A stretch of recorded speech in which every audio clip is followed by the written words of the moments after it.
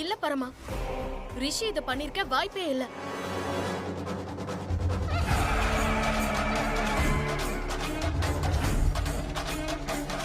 என்ன கடத்தினது வேற ஒருத்தவங்க பரமா.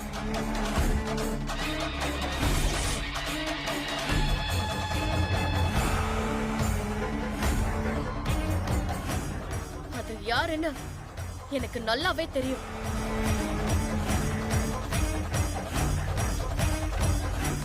யாரு அனுமதி? யார சொல்ற? என்ன நீ புரியாம பேசிட்டு இருக்க?